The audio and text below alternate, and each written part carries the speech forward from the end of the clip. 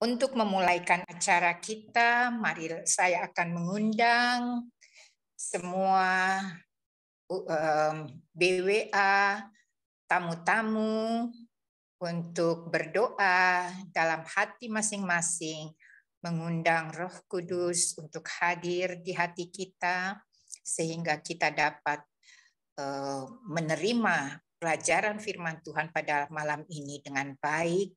Begitu pula kita doakan supaya internet kita berjalan lancar juga. Begitu pula kita bisa berdoa buat mereka yang masih akan join untuk tidak halangan.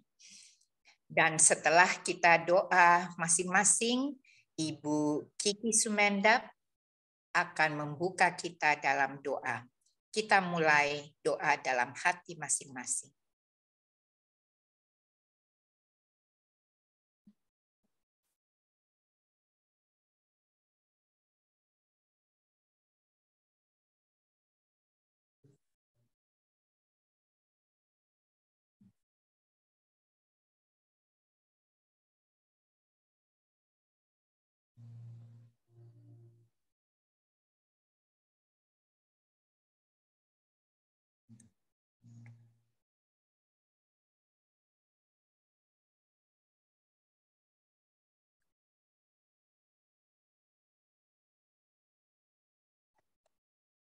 Amin.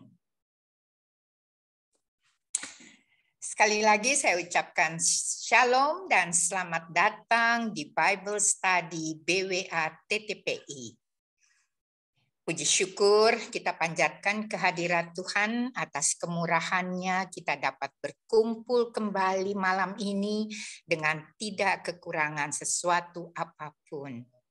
Dan untuk memulaikan acara kita, apakah Ibu Kiki Sumendap sudah hadir? Oma Silvi, kata Mama minta tolong Oma Silvi yang doa buka. Oke, baik. Mari kita berdoa.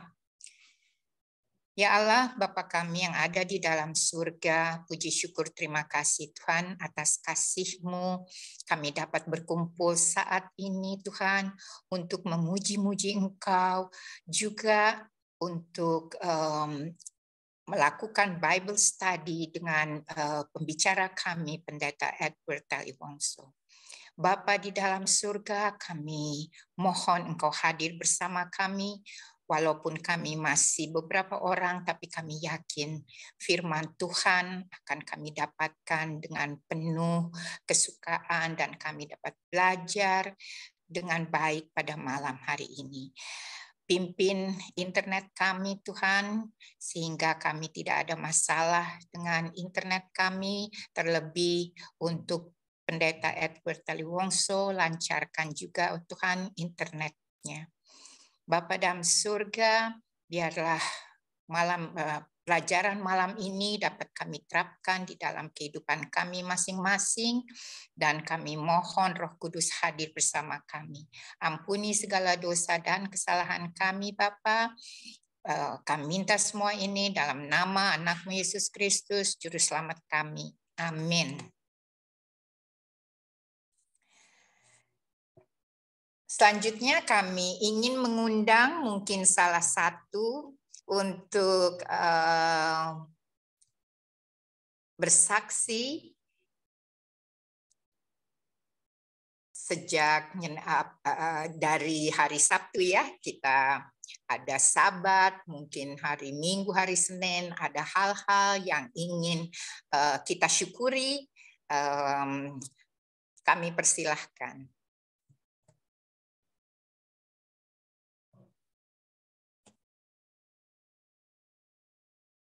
Atau mungkin ada yang ingin bernyanyi, juga kami persilahkan. Kami beri waktu kepada 1 atau 2 orang untuk bersaksi kemurahan Tuhan selama beberapa hari ini. Kita patut bersyukur tentunya ya, Tuhan tetap menjaga kita, memberi kita kekuatan dan kesehatan hingga saat ini. Kami persilahkan jikalau ada.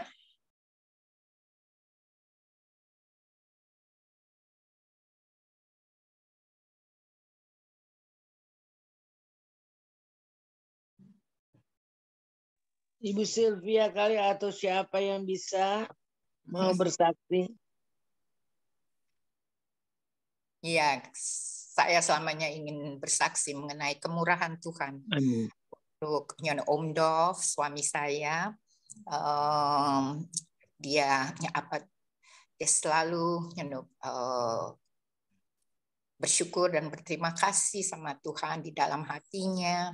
Dia orangnya tidak terlalu terbuka, ya, tapi dia selalu bersyukur dan selalu meminta didoakan dan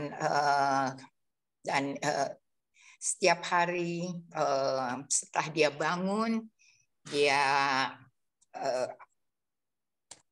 beraktivitas sendiri di dalam ruangannya.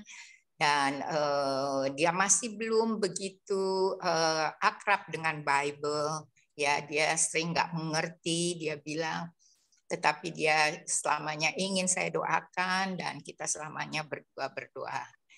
Dan itu memberikan kekuatan kepadanya, memberikan dia semangat, ya, dan dia selalu bersyukur dan berterima kasih kepada Tuhan atas kesehatan yang Tuhan berikan kepada dia selama ini. Dia barusan saja genap 84 tahun dan dia sangat berterima kasih kepada Tuhan tentunya untuk menjaga dia selama 84 tahun.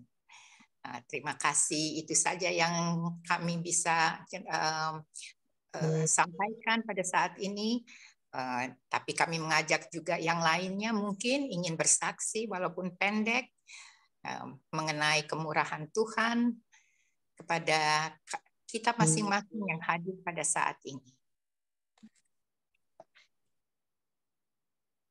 Thank you, Sil. Oke. Mungkin ada yang lain ya. Ya, kalau sudah tidak ada, mungkin kita tidak usah berlama-lama ya. Kita ingin sekali untuk mendengar pelajaran Bible Study kita dengan tema Wahyu 12. Nah, ini sangat interesting. Kita banyak dengar mengenai ini, tetapi pada malam ini kita akan lebih mengerti apa yang akan di-share oleh Pendeta Edward Taliwongso. Mungkin ada beberapa di antara kita yang belum mengenal Pendeta Edward Taliwongso, dan beliau saat ini menjabat sebagai Sabbath School and Personal Ministry Director of North Minahasa dan Bitung. Ya, beliau ada tinggal di Minahasa, mungkin di Manado ya pendeta ya tinggalnya. Jadi kita akan mendengar firman Tuhan yang akan dibahas oleh pendeta Edward. Untuk itu kami persilahkan pendeta.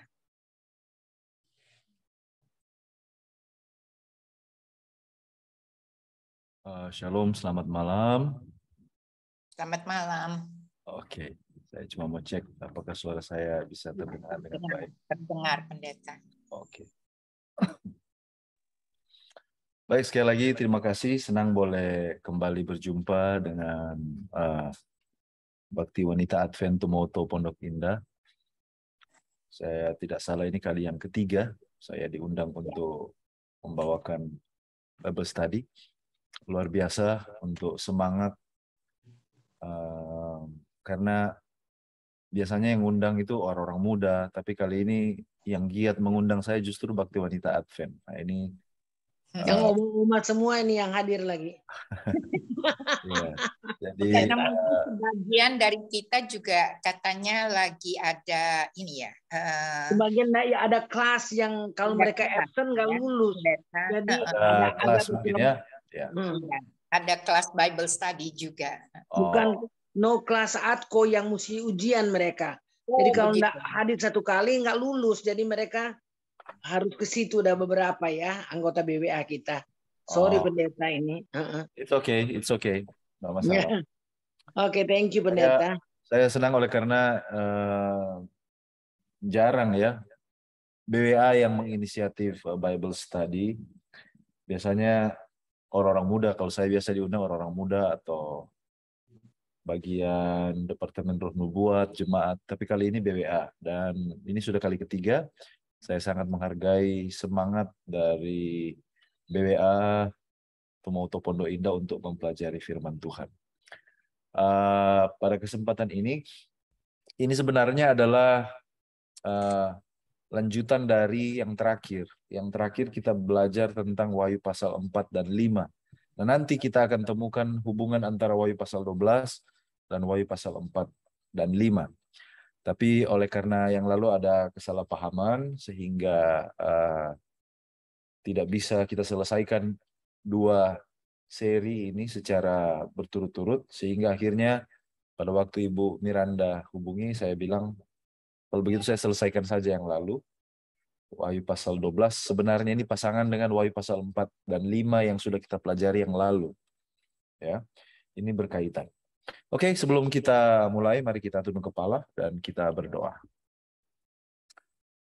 Bapa Tuhan kami, Allah yang maha baik, terima kasih Tuhan untuk kesempatan yang Kau berikan, di mana kami boleh sama-sama berkumpul untuk mempelajari firman. Kebutuhan kami yang terbesar adalah kuasa Roh Suci-Mu yang akan menolong, menyembuhkan kami untuk memahami, mengerti apa yang akan kami pelajari ya Tuhan. Tanpa pertolongan kuasa Roh Suci, kami tidak dapat melaksanakannya, kami tidak dapat memahaminya. Terpujilah nama-Mu, dalam nama Yesus kami sudah berdoa. Amin. Amin.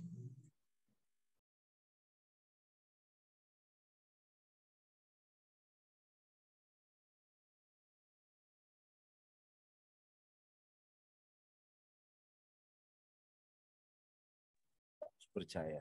Nah, kira-kira yang ingin saya angkat dari diskusi ini, percaya yang benar. Kita akan mempelajari Wahyu pasal 12 ayat 1 sampai 17. Wahyu pasal 12 ayat 1 sampai 17, tetapi kita akan melihat dari sisi yang lain.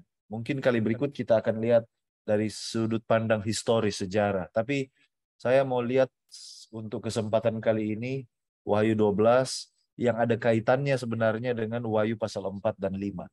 Kalau masih ingat yang lalu, mudah-mudahan masih ingat, Wahyu 4 dan 5 itu sebenarnya adalah sebuah upacara penyambutan Yesus. Setelah dia selesai pelayanannya di bumi, dia disambut di sorga, dan bagaimana dia dimahkotai sebagai raja. Lalu kemudian dia mempersatukan kembali antara bumi yang sudah berdosa ini dengan sorga, menjadi satu keluarga kembali. Nah, itu yang dilakukan oleh Yesus. Nah, sekarang apa hubungannya dengan Wahyu pasal 12? Kita melihat dari sudut pandang itu. Kita bisa belajar Wahyu pasal 12, ada banyak, bisa melihat dari berbagai sisi. Ya. Contohnya kita bisa melihat Wahyu pasal 12 sebagai menjawab pertanyaan, mengapa ada begitu banyak denominasi gereja? Mengapa sekarang ada begitu banyak denominasi gereja Kristen? Itu bisa kita jawab juga di Wahyu pasal 12. Tapi bukan itu tujuan saya kesempatan ini, karena itu lebih pendekatan historis, sejarah. Kita akan lihat dari sudut pandang yang lain. Wahyu pasal 12 ini sebenarnya menjelaskan sebuah penglihatan baru. Mulai dari Wahyu pasal 12, ini adalah bagian eskatologis dari buku Wahyu. Wahyu pasal 1 sampai 11 itu adalah bagian pertama, itu berisi pergumulan gereja di tengah kekejaman dunia, penganiayaan. Tetapi mulai dari Wahyu pasal 12, terus sampai Wahyu 22 itu eschatological section. Itu adalah bagian eskatologis yang berisi tentang ramalan, nubuatan yang menuntun kepada peristiwa yang paling akhir, yaitu kedatangan Yesus yang kedua kali. Kedatangan Yesus yang kedua kali. Nah, itu yang kita akan pelajari pada saat sekarang ini. Nah, secara garis besar, bagian ini terdiri dari 3 bagian. Ya, terdiri dari 3 bagian. Yang pertama adalah usaha setan untuk membinasakan Yesus di bumi. Itu Wahyu 12 ayat 1 sampai 6. Nanti kita kalau ada kesempatan baca Wahyu 1 sampai 12 ayat 1 sampai 6 itu berisi tentang usaha setan untuk membinasakan Yesus di bumi. Lalu kemudian Wahyu 12 ayat 7 sampai 12 setan dan malaikat-malaikatnya diusir dari sorga. Nah, lalu bagian yang ketiga, setelah dia diusir di sorga, dia dikalahkan di sorga, dia berusaha untuk membinasakan gereja Tuhan di bumi, itu ayat 13 sampai 17. Jadi kalau kita pahami tiga bagian ini, akan lebih mudah membaca dan mengerti. Apa ini bicara tentang apa nih Wahyu pasal 12? Kalau kita lihat bagi dalam tiga kategori ini, tiga bagian ini, maka akan lebih mudah untuk memahaminya. Nah, di Wahyu pasal 12 dimulai dengan Yohanes melihat seorang perempuan, sebuah tanda yang besar di langit, sebuah tanda yang kita tahu dalam kitab Wahyu itu segala sesuatu harus dibaca sebagai simbol. Segala sesuatu harus dibaca sebagai lambang. Ya, bukan arti yang sebenarnya. Nah, yang dilihat oleh Yohanes adalah seorang perempuan. Lalu kemudian deskripsinya perempuan ini dipenuhi dengan sinar matahari, berdiri di atas bulan, memiliki mahkota dengan 12 bintang di kepalanya. Lalu kemudian perempuan ini yang dilihat oleh Yohanes sementara sakit melahirkan, mau melahirkan, ya, mau melahirkan. Nah, lalu kemudian perempuan di dalam Alkitab itu secara konsisten itu selalu melambangkan umat Allah atau gereja. Baik itu gereja yang baik, yang setia, ataupun yang murtad, itu dilambangkan dengan perempuan. Di Perjanjian Lama, Israel sebagai umat Perjanjian Allah seringkali disebut dengan istri dari Allah. Contohnya Yesaya 54 ayat 5 dan Yeremia 3 ayat 20. Jadi perempuan itu baik di Perjanjian Lama maupun Perjanjian Baru seringkali adalah lambang dari umat Allah. Kalau mereka setia, perempuan yang baik. Kalau mereka berkhianat, mereka adalah perempuan yang tidak baik, gereja yang murtad atau umat Allah yang murtad. Nah, di dalam Alkitab, kalau kita baca,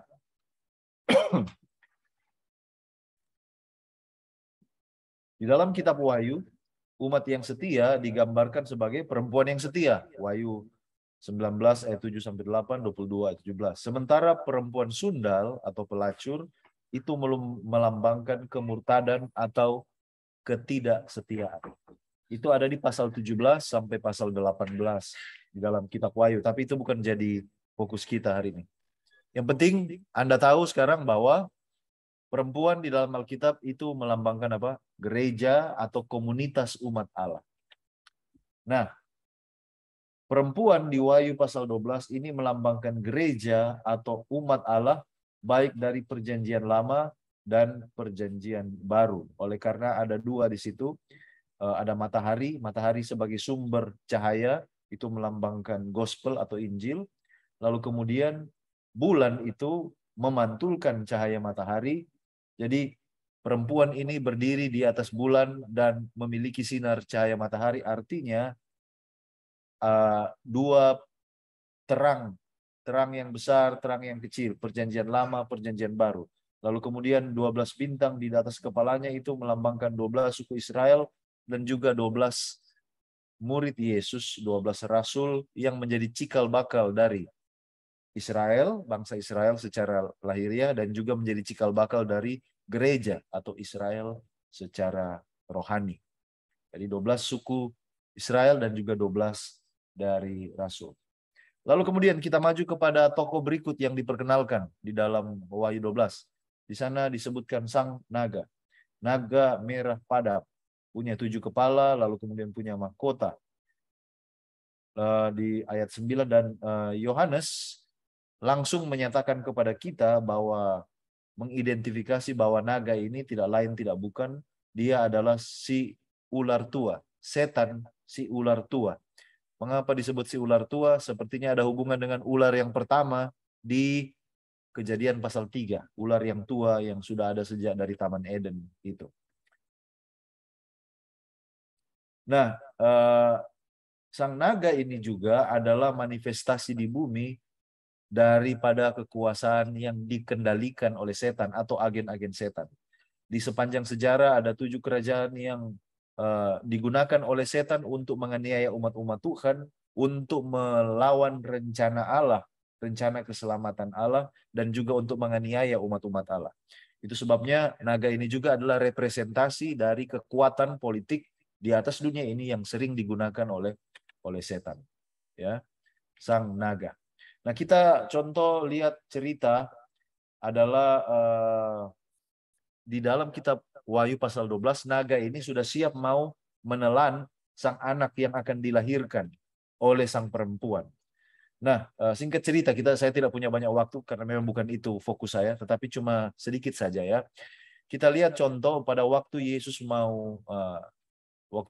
lahir, orang-orang Majus datang memberitahukan kepada Raja Herodes bahwa ada nubuatan, ada tanda bahwa raja akan lahir. Lalu kemudian Raja Herodes pada waktu itu dia merasa ini adalah sebuah saingan baru. Dan kita lihat bagaimana Raja Herodes memberikan perintah bahwa binasakan, bunuh semua anak laki-laki di bawah 2 tahun. Ya. Itu adalah salah satu contoh di mana pada waktu bayi ini mau dilahirkan, bayi Yesus mau dilahirkan, maka setan sudah siap untuk mau menelan dia. Tetapi dia ditolong oleh Allah, lalu kemudian dia dibawa, dia naik ke sorga. Nah, itu adalah salah satu contoh bagaimana setan menggunakan kekuatan politik di dunia ini untuk menggagalkan rencana Allah atau untuk menganiaya umat-umat Allah. Nah, kalau kita baca di Wahyu 12 ayat 4, ya, dan ekornya menyeret sepertiga dari bintang-bintang di langit dan melemparkannya ke atas bumi. Wahyu 12 ayat 4. Nah, di dalam Alkitab, ekor itu adalah simbol instrumen untuk penipuan sebenarnya. Dan setan bagaimana dia jatuh dari tempatnya yang paling tinggi di sorga. Pelajaran sekolah sahabat 2 pekan lalu kita belajar itu. Lalu kemudian setan membujuk dan pada akhirnya dengan tipu dayanya dia berhasil untuk menarik beberapa malaikat, sepertiga bahkan mereka itu menjadi pengikutnya.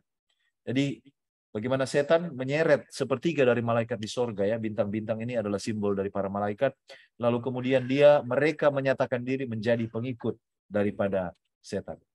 Nah, jadi itulah cerita di dalam Wahyu pasal 12 bagaimana setan menjelang kelahiran daripada Yesus, dia sudah menunggu waktunya, dia mau bunuh Yesus. Oleh karena ketika dia baca, bukan dia baca, waktu dia dengar, kita yang baca ya, tapi waktu itu di Taman Eden dia dengar. Masih ingat di Taman Eden waktu Tuhan datang ketika orang tua kita, Adam dan Hawa, mereka jatuh ke dalam dosa. Lalu kemudian ucapan ini, Kejadian 3 ayat 15. Aku akan mengadakan permusuhan antara engkau dan perempuan ini, antara keturunanmu dan keturunannya. Keturunan si perempuan, ini kata-kata Tuhan kepada si ular ya. Keturunannya akan meremukkan kepalamu dan engkau akan meremukkan tumitnya. Nah, jadi setan sudah tunggu itu sejak dari Taman Eden. Keturunan yang mana yang nanti akan meremukkan kepalanya. Tapi dia juga belajar bahwa dia juga akan meremukkan tumit daripada keturunan perempuan itu. Nah, setan itu sebabnya kalau kita belajar setelah Adam dan Hawa memiliki anak. Ada 2 orang anak. Yang pertama Kain dan Habel, kan kita belajar. Ketika setan lihat-lihat, dia lihat-lihat Kain, karakternya, tabiatnya, apakah ini keturunan yang akan meremukkan kepala saya?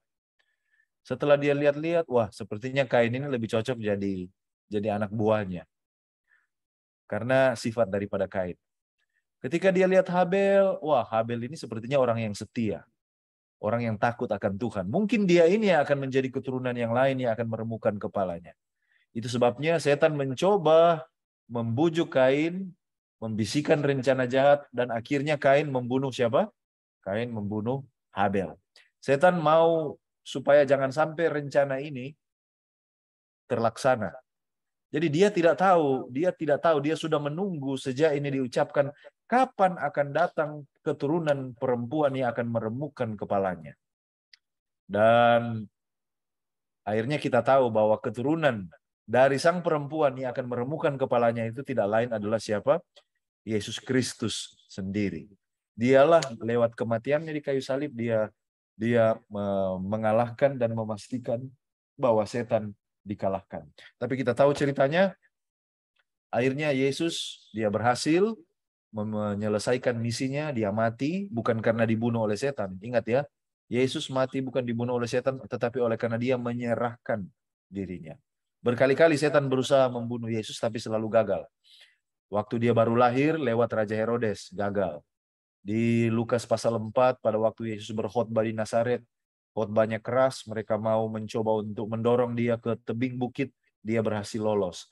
Berkali-kali mereka mau jebak dia, mau lontari dengan batu, dia berhasil lolos. Tetapi ketika dia mati di kayu salib, tidak demikian. Dia menyerahkan nyawanya. Ya, bukan karena dibunuh oleh setan sebenarnya. Nah, jadi akhirnya Yesus mati, menyelesaikan misinya, dia bangkit, lalu kemudian dia naik ke sorga. Dia naik ke sorga. Nah, cerita kita di Wahyu pasal 12 akan berfokus sesudah itu. Sesudah Yesus naik ke sorga. Kalau kita baca Wahyu 12 ayat 7 sampai 12, ini sebenarnya adalah sebuah transisi. Sekali lagi ya, mulai dari ayat 7 sampai ayat 12, ini sebenarnya adalah sebuah transisi. Sebuah transisi memasuki babak atau adegan yang baru. Ya, memasuki babak atau adegan yang baru. Kalau Anda baca di bahasa Indonesia, judul perikopnya adalah Naga Dikalahkan. Ternyata, perhatikan baik-baik, dia punya kronologi. Setelah kenaikan dan pelantikan Kristus, terjadi peperangan di sorga. Tolong diperhatikan sekali lagi bahwa kita sambung meneruskan dari cerita sebelumnya, yaitu kenaikan Yesus Kristus ke sorga. Saya mau tekankan sekali lagi ya, kita ini sementara melanjutkan dari peristiwa sebelumnya, yaitu Yesus naik ke sorga. Yesus naik ke sorga. Jadi peperangan terjadi setelah Yesus naik ke sorga. Mari kita lanjutkan. Kalau kita baca Kristus atau di dalam Wahyu pasal 12 seringkali disebut sebagai Mikael, nama lain daripada Yesus, setiap kali disebutkan Mikael itu selalu dalam konteks peperangan. Ya. Kristus memimpin peperangan melawan setan, setan dan malaikatnya melawan balik, namun karena mereka tidak cukup kuat, akhirnya mereka diusir dari sorga dan dibuang ke bumi. Itu yang kita baca di Wahyu pasal 12. Ya. Nah, sekarang yang jadi pertanyaan, ini yang jadi menarik. Ini pertanyaan yang jadi menarik. Kapan peperangan di sorga ini terjadi? Yang telah mengakibatkan setan dan pengikutnya terusir dari sorga. Sampai pada titik ini, saya yakin saudara-saudara atau saudari-saudari mungkin yang mayoritas mungkin sudah tahu ini bahwa setan diusir di sorga. Tetapi yang mana? Pengusiran yang mana? Kapan ini terjadi? Nah, supaya kita bisa memahami pertanyaan ini, maka saya perlu menjelaskan kepada kita semua bahwa sebenarnya ada 2 kali pengusiran dari sorga. Saya jelaskan sekali lagi, bahwa sebenarnya di dalam Alkitab mencatat ada 2 kali pengusiran dari sorga. Kenapa bisa demikian? Mari saya jelaskan apa yang saya maksudkan ada 2 kali pengusiran dari sorga. Nah, pengusiran yang pertama itu dicatat di dalam, kita sudah belajar ini, pelajaran sekolah sahabat, triwulan keempat, pelajaran pertama. Kalau kita baca di Yesaya 14 ayat 14, bagaimana dia katakan, aku ingin menjadi seperti Allah, aku ingin mengatasi segala langit, aku ingin menjadi seperti Allah. Lalu kemudian, kali itu setan diusir dari sorga. Kali itu adalah pengusiran yang pertama di sorga ketika dia mau menjadi sama seperti Allah. Kalau kita baca komentar nubuat, pelajaran sekolah sahabat baru minggu lalu, bahwa dia cemburu oleh karena dia tidak dilibatkan di dalam rencana penciptaan manusia. Itu sebabnya dia cemburu. Ya, saya anjurkan belajar pelajaran sekolah sahabat di minggu lalu menjelaskan tentang hal itu. Lalu kemudian kita mesti tahu ketika dia dibuang di bumi ini atau dia menipu bumi ini, dengan dia menipu Adam, maka setan merampas kewenangan atas dunia ini, dia klaim menjadi miliknya. Saya ulangi, ini poin yang sangat krusial. Ketika setan mampu menipu Adam dan Hawa di Taman Eden, maka dia klaim bumi ini miliknya. Oleh karena apa? Oleh karena mereka lebih dengar saya daripada dengar Tuhan. Itu sebabnya hukumnya adalah siapa yang mereka dengar, mereka menjadi hamba orang itu. Oleh karena orang tua kita yang pertama lebih memilih bujuk rayu daripada si ular, maka setan mengklaim mereka itu punya saya. Planet bumi ini juga punya saya. Itu dia punya klaim. Dan kalau kita lihat sebenarnya berkali-kali Yesus juga merujuk kepada hal demikian. Ya, contoh, kalau kita baca Yohanes 12 ayat 31, ini kata-kata Yesus ya, ini kata-kata Yesus. Yesus katakan begini, ini kata-kata Yesus dekat-dekat sebelum dia mau disalibkan. Dia bilang begini, sekarang berlangsung penghakiman atas dunia ini, sekarang juga, boleh lihat apa yang sekarang juga, apa kata Yesus? Penguasa dunia ini akan dilemparkan keluar. Jadi Yesus pun mengakui bahwa setan adalah penguasa dunia ini. Anak ini ada di Yohanes 12 ayat 31, juga Yohanes 14 ayat 30, Yohanes 16 ayat 11. Jadi bukan cuma satu kali. Yesus mengatakan bahwa lihat, sekarang terjadi penghakiman dan penguasa dunia ini akan segera dilemparkan keluar. Jadi Yesus sendiri mengakui bahwa setan itu adalah penguasa dunia ini. Masih ingat pada waktu Yesus dicobai? Ada 3 pencobaan kan? Pencobaan yang pertama, versi Matius, adalah mengubah batu menjadi roti. Pencobaan yang kedua, dia meletakkan atau menaruh Yesus di atas bubungan bait suci, lalu Yesus melompat. Kalau dia bisa selamat, maka orang akan takjub, heran, dan banyak akan mengikut dia.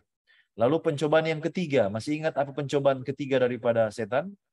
Setan bilang sama Yesus, kalau engkau mau sujud menyembah, saya akan kasih semua dunia ini.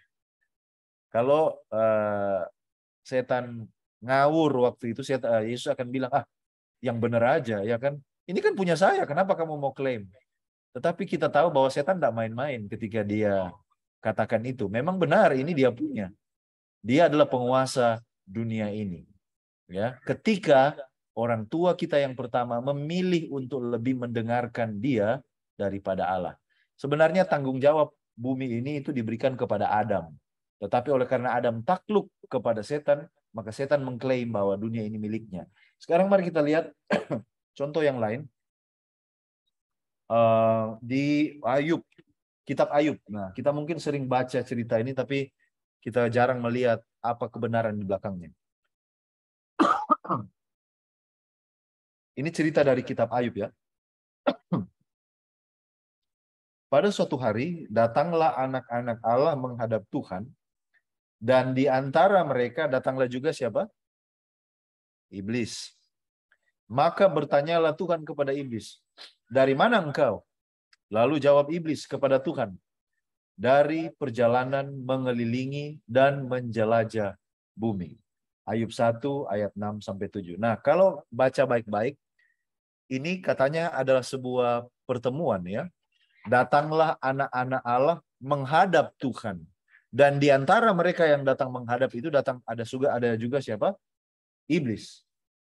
Nah, jadi di sini kita lihat ternyata setelah pengusiran yang pertama, setan sepertinya masih memiliki akses ke sorga.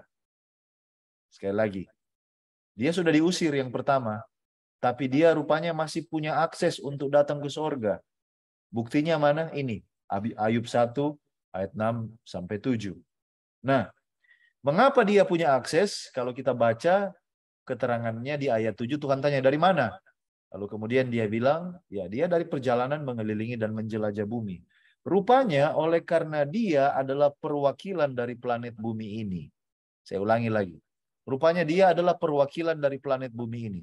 Jadi sepertinya maksud di ayat 6 ini adalah yang datang menghadap adalah semua ciptaan Tuhan di seluruh alam semesta. Mereka datang, perwakilan mereka. Dan setan representing atau mewakili, ya, mewakili.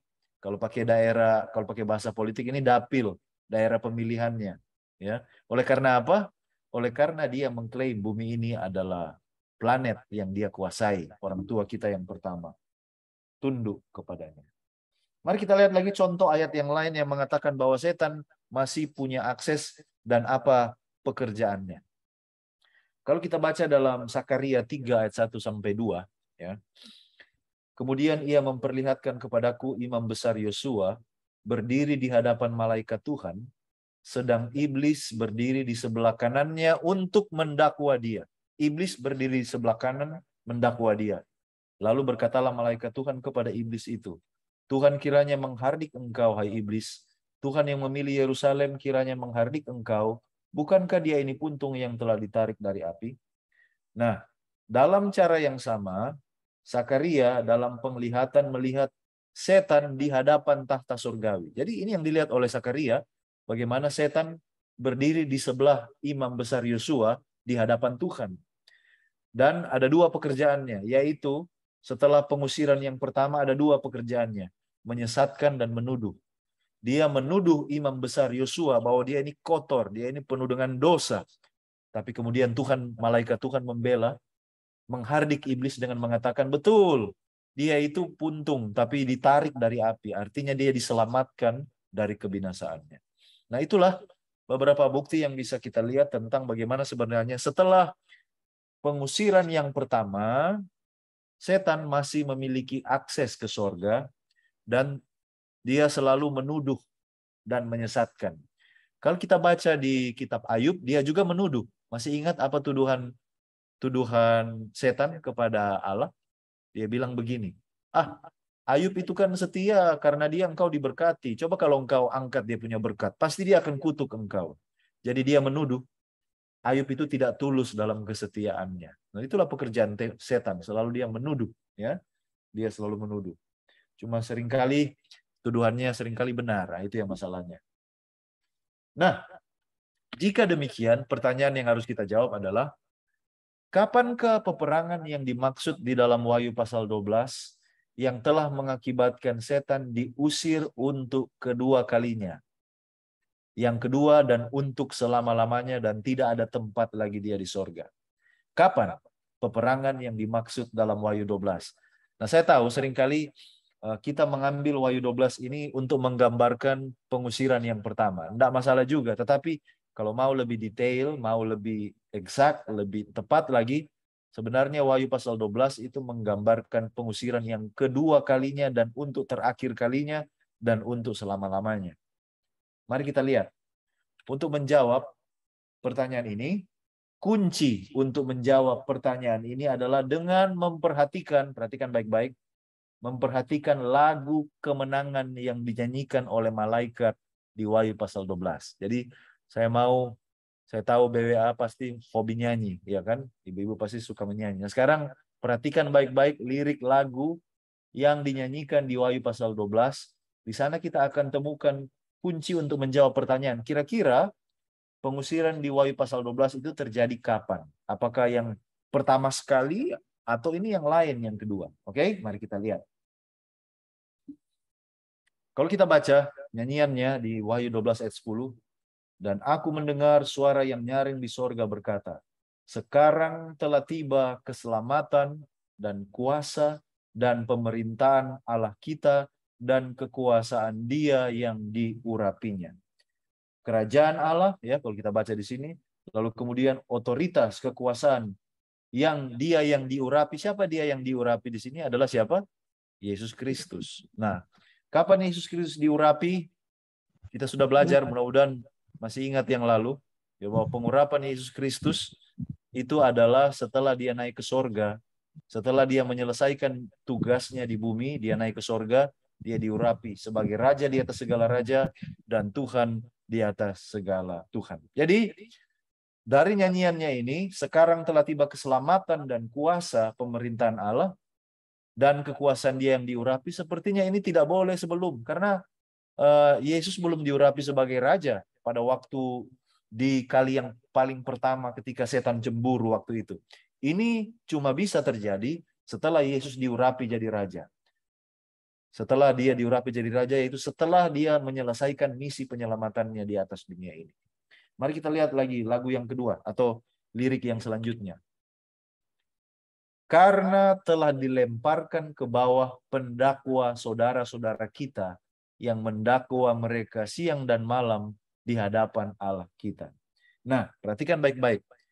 Nyanyiannya di ayat 10 adalah telah dilemparkan ke bawah pendakwa saudara-saudara kita yang mendakwa mereka siang dan malam. Masih ingat tadi kita baca di kitab Sakaria, siapa yang setan dakwa? Imam besar Yosua, ya kan? Masih ingat ya? Nah, masalahnya kalau ini kita mau tarik ke pengusiran yang paling pertama sebelum segala sesuatu ada, siapa yang mau didakwa oleh setan? Manusia belum ada waktu itu. Ya, dia sudah memberontak sebelum manusia diciptakan. Jadi ini tidak bisa, atau tuduhan dakwaan setan tidak bisa terjadi di awal daripada Great Controversy, oleh karena manusia belum diciptakan waktu itu. Ya, manusia belum diciptakan. Tetapi setelah manusia diciptakan dan jatuh ke dalam dosa, disitulah baru setan bisa mendakwa saudara-saudara kita yang mendakwa mereka siang dan malam di hadapan Allah kita. Jadi itu clue nomor 2, bahwa sebenarnya pengusiran ini terjadi bukan yang pertama, tetapi ini yang kedua. Oke, semoga bisa diikuti. Yang berikut, yang ketiga. Dan mereka mengalahkan dia oleh darah anak domba dan oleh perkataan kesaksian mereka, karena mereka tidak mengasihi nyawa mereka sampai ke dalam maut. Pertanyaan, apakah kalau pemberontakan setan pengusiran yang pertama darah anak domba sudah dicurahkan? Jawabannya belum. Belum ada. Yesus belum mati waktu itu. Dia belum datang ke dunia dan belum mati. Nah, ini di Wahyu 12 ayat 11 dikatakan mereka telah mengalahkan dia oleh darah anak domba.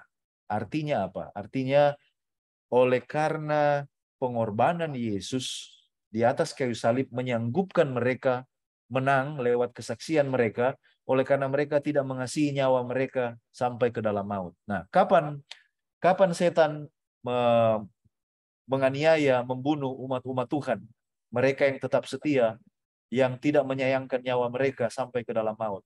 Itu tidak bisa terjadi pada waktu pertentangan yang besar ini dimulaikan di masa yang lalu. Tidak bisa. Ini harus terjadi setelah Yesus mati di atas kayu salib, oleh karena ada menyebutkan darah anak domba, lalu kemudian mereka umat-umat Kristen mati dianiaya oleh karena kesaksian mereka akan Yesus Kristus. Nah, jadi dengan demikian, mari kita lihat lagi yang keempat, bukti yang keempat, ayat 12. Karena itu, bersukacitalah hai sorga dan hai kamu sekalian yang diam di dalamnya. Sorga bersukacita, karena apa? Dia tidak lagi ada di sini. Tapi celaka hai bumi dan laut, karena iblis telah turun kepadamu dalam geramnya yang dahsyat, karena ia tahu bahwa waktunya sudah singkat. Nah, ini lagi clue yang berikut. Bahwa setan tahu waktunya sudah singkat. Nah, kalau ini terjadi waktu di masa kekekalan yang lalu, kita tidak tahu berapa tahun yang lalu, sebelum dunia diciptakan, maka waktunya masih banyak. Tapi ini mengatakan bahwa ketika dia diusir kali ini, waktunya sudah apa? Waktunya sudah singkat. Ya. Setelah dia mengetahui waktunya sudah singkat, maka dia sekarang melipat gandakan usahanya. Untuk apa? Untuk memburu umat-umat Allah. Itulah sebabnya kalau kita baca sekarang kita tahu apa koneksinya dengan pasal selanjutnya. Wahyu pasal 13. Oleh karena setan tahu dia sudah dikalahkan di sorga dan dia tahu waktunya sudah singkat. Sekarang dia berusaha untuk menganiaya umat-umat Allah. Kalau dia tidak bisa menjamah Yesus di sorga, dia menjamah apa yang menjadi biji mata dari Yesus. Dia menjamah apa yang menjadi kesayangan Yesus, yaitu apa? Gerejanya di bumi ini. Itu yang dilakukan oleh setan. Karena dia tahu waktunya sudah apa? Waktunya sudah singkat. Dan kita tahu kalau kita belajar sejarah, ini periode abad pertengahan ketika setan menganiaya umat-umat Allah. Ketika setan dengan kekuatannya berusaha untuk menganiaya umat-umat Allah. Oleh karena dia tahu waktunya sudah apa? waktunya sudah singkat. Nah, jadi berdasarkan lirik lagu tadi, apa kesimpulan yang bisa kita ambil? Bahwa pengusiran di Wahyu pasal 12 sepertinya merujuk kepada setelah peristiwa kematian Yesus di kayu salib, lalu kemudian kenaikannya ke sorga. Karena berdasarkan lagu yang dinyanyikan tadi, ada beberapa poin yang sudah saya sampaikan tadi, bahwa kekuasaan dia yang diurapi, ya, itu menandakan Yesus diurapi sebagai raja sesudah dia naik ke sorga. Lalu kemudian mendakwa saudara-saudara kita, itu juga tidak bisa terjadi sebelumnya. Harus sesudah manusia diciptakan. Lalu kemudian mereka mengalahkan dia dengan darah anak domba. Darah anak domba artinya pengorbanan Yesus. Jadi ini harus terjadi sesudah pengorbanan Yesus di kayu salib. Lalu kemudian setan tahu waktunya sudah apa? Sudah singkat. Dan memang waktunya sudah singkat. Nah, kalau kita lihat, tolong ingat baik-baik. Ya, saya sudah bilang tadi, dan saya mau ingatkan kembali. Yesus dalam beberapa ayat selalu mengatakan bahwa setan adalah the prince atau the ruler of this world. Dia adalah penguasa dunia ini. Tetapi, ingat baik-baik, setelah, sebagaimana yang sudah kita pelajari, setelah kematian Yesus di atas kayu salib, lalu kemudian dia naik ke sorga, dia diurapi sebagai raja, maka setan dikalahkan dan diusir. Dia tidak lagi mendapat tempat di dalam kerajaan sorga. Dengan kata lain begini, saya ulangi sekali lagi. Pada waktu setan berhasil membujuk Adam dan Hawa untuk mengikuti dia, dia mengklaim bahwa dia adalah penguasa planet bumi ini. Nah sekarang ketika Yesus mati di atas kayu salib, Yesus buy back, dia membeli kembali planet bumi ini yang sudah ditawan oleh setan kembali menjadi miliknya. Ya. Dan itu sebabnya dia naik ke sorga, dia sebagai raja di atas segala raja, dia mengklaim ini sebagai miliknya kembali. Ya. Lalu dengan demikian setan tidak lagi mendapat tempat. Dia tidak lagi mewakili planet bumi ini. Saya ulangi, dia tidak lagi mewakili planet bumi ini. Dulu dia adalah penguasa dunia ini. Tetapi setelah Yesus mati di atas kayu salib, dia dibangkitkan dan dia naik ke sorga. Yesus diurapi sebagai raja. Sekarang Yesus adalah perwakilan saudara dan saya di dalam kerajaan sorga. Bukankah itu luar biasa? Ya, Yesus itu adalah perwakilan saudara dan saya. Dialah yang mengklaim sekarang, oleh karena first Adam, Adam yang pertama gagal mempertahankan dia punya dominion atas planet bumi ini, diambil oleh setan. Sekarang Adam yang kedua, Roma pasal 5. Adam yang kedua, dia mati, dia mengklaim kembali, dia beli kembali, lalu kemudian setan tidak lagi mendapat tempat di sorga. Itu sebabnya dia diusir dari sorga. Dia tidak lagi mewakili planet bumi ini. Nah, kalau demikian, pertanyaan, kalau memang ada terjadi transfer atau perpindahan kekuasaan, itu berarti minimal kita akan melihat ada transfer of authority, atau bahasa Indonesianya katakan sertijab, ya. Ada salah terima jabatan penguasaan dari setan kepada Kristus. Nah, pertanyaan sekarang, apakah Alkitab mencatat ada terjadi upacara transfer kekuasaan dari setan yang mengklaim dia sebagai penguasa dunia, sekarang dia sudah dikalahkan dan diambil kembali oleh Yesus Kristus? Apakah Alkitab mencatat itu? Apakah Alkitab mencatat peristiwa itu? Nah, ternyata ini yang saya katakan ada hubungan dengan Wahyu pasal 4 dan 5.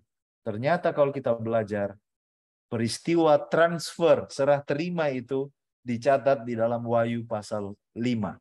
Mari kita ke Wahyu pasal 5 supaya kita ketahui apa yang terjadi di sana. Kalau kita ke Wahyu pasal 5,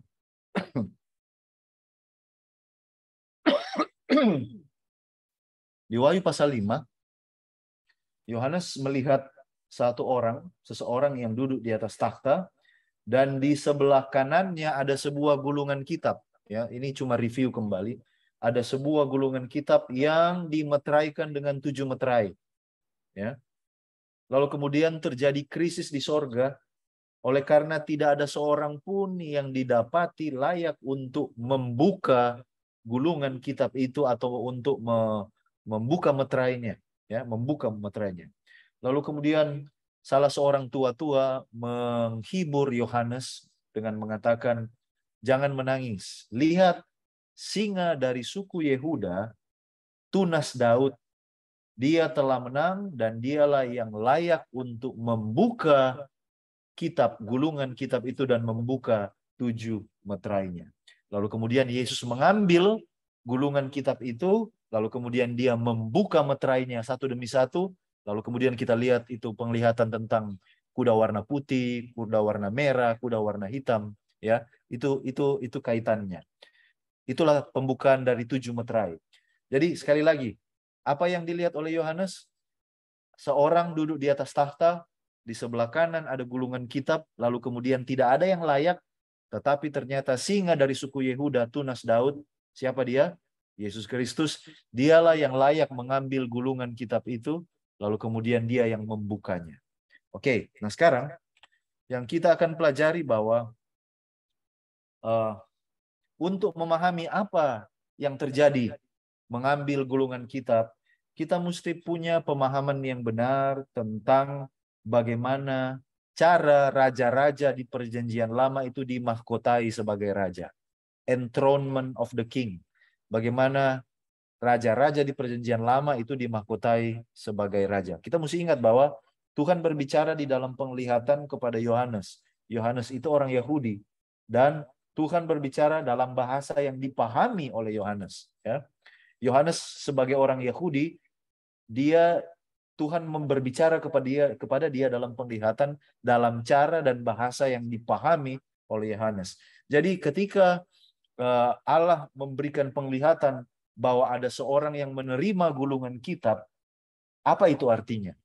Mari kita lihat ke perjanjian lama, bahwa di dalam perjanjian lama ketika seseorang mau dilantik sebagai raja, sekali lagi, ketika seseorang mau dilantik sebagai raja, maka orang itu akan diberi sebuah gulungan kitab. Oke, mari kita lihat beberapa bukti. Ulangan 17 ayat 18-19. Ini adalah ucapan, apabila ia duduk di atas takhta kerajaan, maka haruslah ia menulis baginya salinan hukum ini menurut kitab yang ada pada imam-imam orang Lewi. Itulah yang harus ada di sampingnya, dan haruslah ia membacanya seumur hidupnya untuk belajar takut akan Tuhan Allahnya dengan berpegang pada segala isi hukum dan ketetapan ini untuk dilakukannya. Jadi Tuhan sudah katakan bahwa kalau ada orang yang mau jadi raja, dia mesti memiliki salinan hukum, lalu kemudian dia mesti pegang itu, taruh di sampingnya, ini menjadi pedoman bagi dia seumur hidupnya. Kalau ada orang yang mau duduk atau dilantik sebagai raja. Mari kita lihat lagi ayat yang lain. Kali ini ke 1 Samuel 10 ayat 12 ya. Kemudian Samuel menguraikan kepada bangsa itu tentang hak-hak kerajaan, menuliskannya pada suatu piagam dan meletakkannya di hadapan Tuhan. Sesudah itu Samuel menyuruh seluruh bangsa itu pulang masing-masing ke rumahnya. Jadi hal yang sama ketika Samuel mau menjadikan seorang raja, maka dia menuliskannya kepada satu piagam atau gulungan kitab di zaman itu, ya. Lalu kemudian berikan itu kepada raja menjadi sebuah pedoman. Dengan kata lain, ini adalah cara daripada Tuhan supaya para raja mereka itu tetap berpegang kepada perintah-perintah Tuhan. Mereka menerima gulungan kitab. Mari kita lihat lagi contoh yang lain dalam kitab Raja-Raja. 2 Raja-Raja 11 ayatnya yang ke-12. Sesudah itu Yoyada membawa anak raja itu keluar. Ini Yoyada membawa Raja Yoas kalau saya tidak salah. Mengenakan jejamang kepadanya dan memberikan hukum Allah kepadanya. Lalu mereka menobatkan dia menjadi raja serta mengurapinya, dan sambil bertepuk tangan berserulah mereka, hiduplah raja. Ini cerita ketika Raja Yoas mau dilantik sebagai raja, mereka memberikan kepada dia salinan gulungan hukum Allah sebelum mereka mengurapi dia menjadi raja. Ya, Jadi itulah beberapa contoh di dalam latar belakang perjanjian lama. Apa artinya ketika seseorang menerima gulungan kitab? Jadi, dengan demikian, sekarang kita tarik kesimpulan.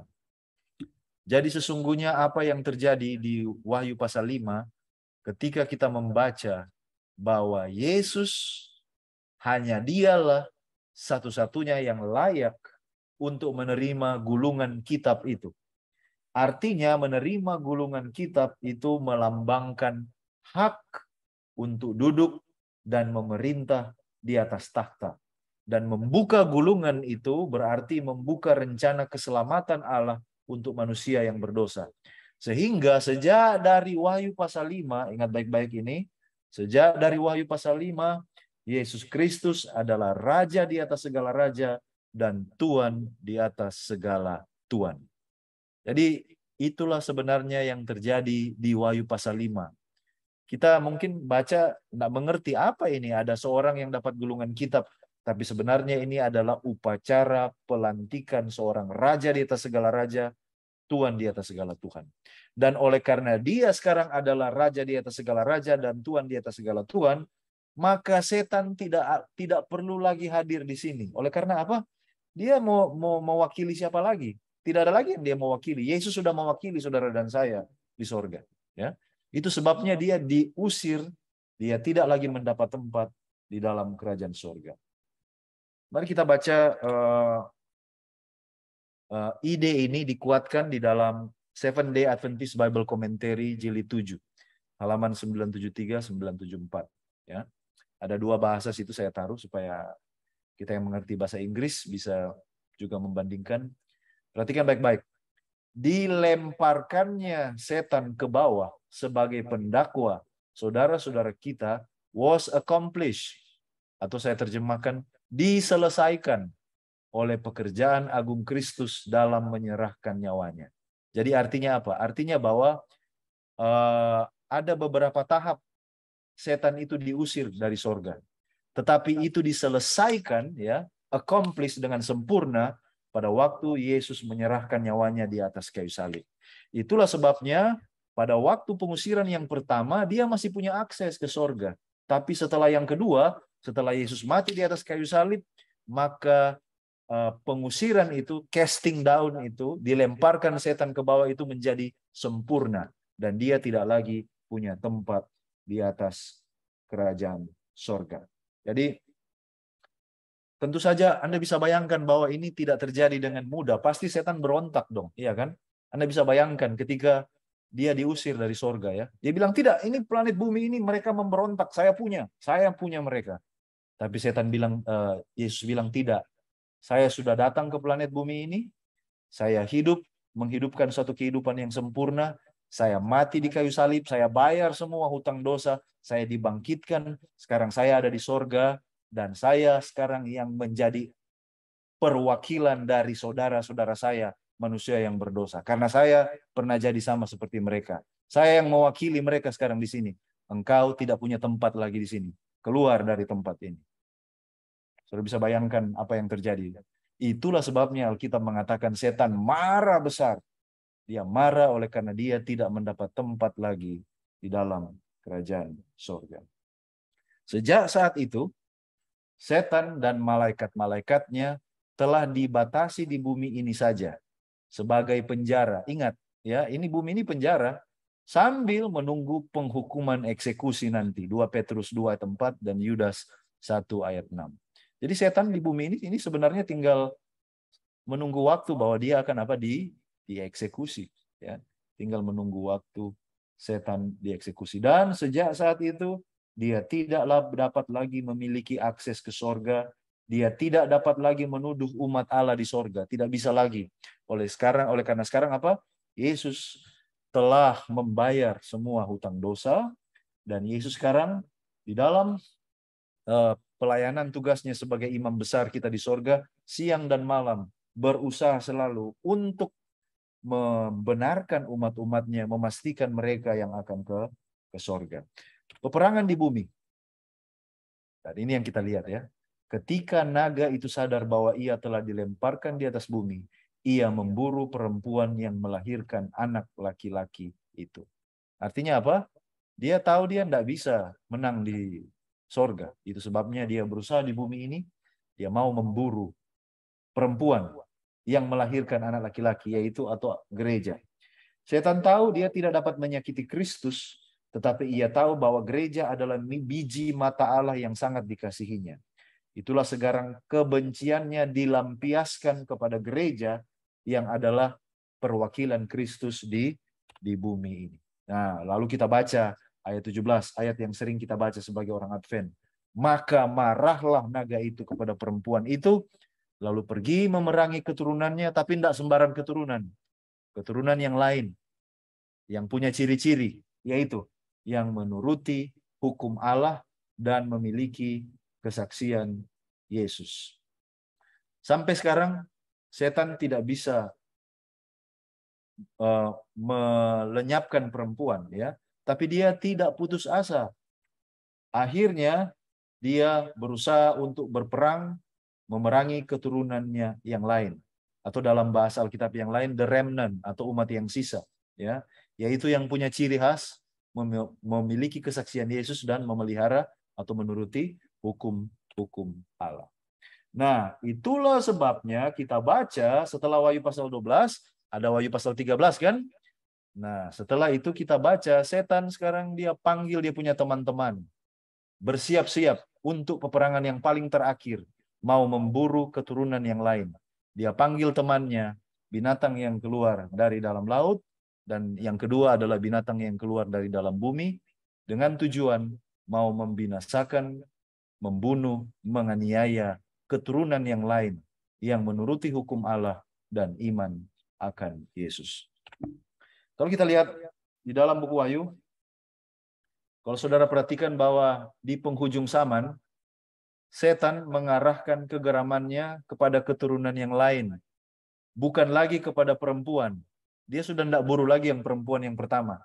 Tetapi kepada keturunan perempuan yang lain. Mengapa? Jawabannya adalah di Wahyu pasal 17. Jadi kalau kita pelajari semuanya ini berhubung, ya, terhubung.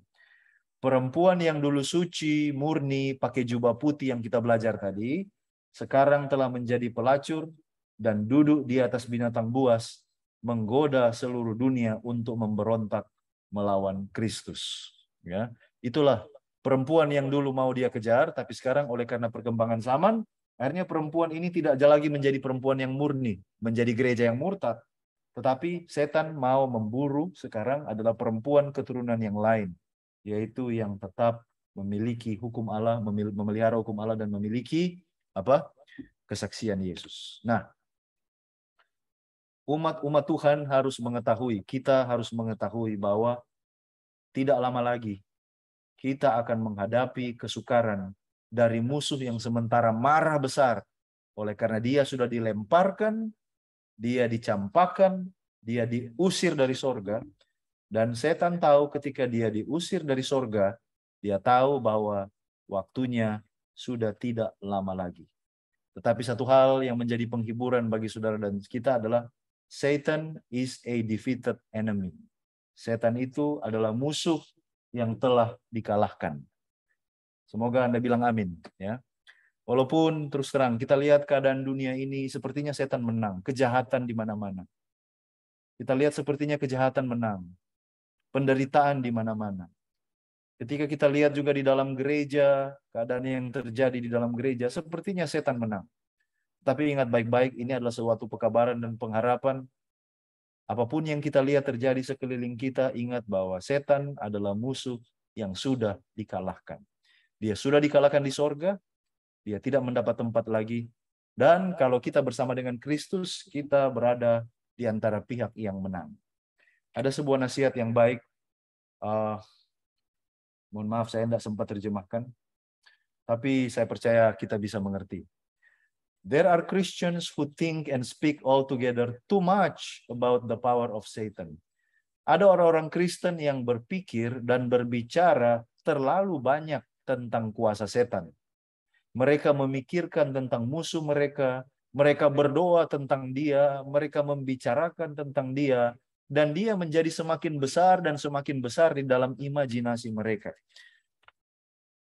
Walaupun benar, bahwa setan itu adalah makhluk yang sangat berkuasa, but thank God we have a mighty Savior. Tetapi puji Tuhan, kita memiliki juru selamat yang jauh lebih luar biasa, who cast out the evil one from heaven. Dia yang telah mencampakkan si jahat itu dari sorga. Dan perhatikan baik-baik kata-kata ini. Satan is pleased when we magnify his power. Setan itu disenangkan kalau kita membesar-besarkan kekuatannya, kekuasaannya. Lalu dia tanyakan sebuah pertanyaan. Why not talk of Jesus? Mengapa tidak bicarakan tentang Yesus? Why not magnify his power and his love?